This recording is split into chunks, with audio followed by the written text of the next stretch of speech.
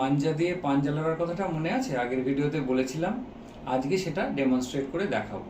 অর্থাৎ hand ডায়নামোমিটার obesity ট্রিটমেন্টে কিভাবে আমাদের কাজে আসতে পারে সেইটা আজকে আপনাদের সকলের সামনে দেখাবো। তাহলে দেখে নেওয়া যাক কি করে আমরা এটা আজকে ইউজ করব। তাহলে এটা হলো হ্যান্ড ডায়নামোমিটার, যেটা আগের ভিডিওতে আমরা দেখিয়েছি। এখানে পেশেন্টকে বসে থাকতে হবে এরকম পজিশনে, যেখানে এই এলবোটা 90 ডিগ্রিতে থাকবে, বডি মোটামুটি রিল্যাক্সড, মাথা সামনের দিকে থাকবে, কোনো আর্ম রেস্ট থাকবে না, অর্থাৎ হাতটা ফ্রি হ্যাঙ্গিং হবে, এবং হাতে কোনো জুয়েলারি থাকছে না যাতে গ্রিপটা ভালো হয়, এবং ডায়নামোমিটারের যে স্ক্রিনটা সেটা যাতে কোনো বায়াস তৈরি না হয় আমরা বাইরের দিকে রাখি, শুধুমাত্র ডক্টর বা যিনি এক্সামিন করছেন তিনি দেখতে পারেন। এইবার যে কাজটা করতে হবে, প্রথমে এটাকে অন করতে হবে। ক্যালিব্রেশন হয়ে জিরোতে যখন চলে এলো, এবার ওনাকে যেটা করতে হবে 3 সেকেন্ড বরাবর টানতে হবে, এটা যতটা উনি ফোর্স জেনারেট করতে পারেন সেরকম। আপনি এটা টানুন,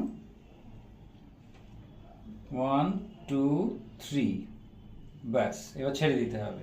অটোমেটিক জিনিসটা রেকর্ড হয়ে গেল। এরকম 3 বার আমাদেরকে করতে হবে। 3 বার করে সেটার যে অ্যাভারেজ ভ্যালুটা হয় সেইটা আমাদের হ্যান্ড স্ট্রেংথকে ডিপিট করে। এইভাবে আমাদেরকে বুঝতে হবে যে ডায়নামোমিটারটা কিভাবে আমরা অ্যাপ্লাই করতে পারি।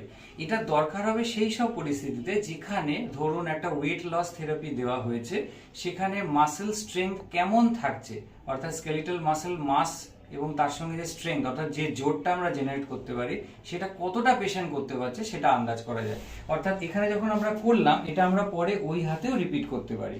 এটা আপনার ডাক্তারবাবু আপনাকে বলে দেবে যে কোনটা করতে হবে। এইভাবে আমরা স্কেলিটাল মাসেলের একটা হ্যান্ড স্ট্রেংথ অ্যাসেসমেন্ট করতে পারি।